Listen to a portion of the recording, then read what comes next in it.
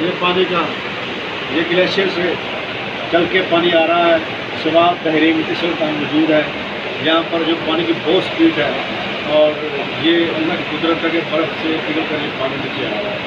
देखिए हम कल अपना तकरीबन मुल्तान से निकले हैं 7 बजे और अब हम यहाँ पे पहुँचे हैं। अभी हमने 1 मिनट भी आराम नहीं किया, शुरू नहीं है।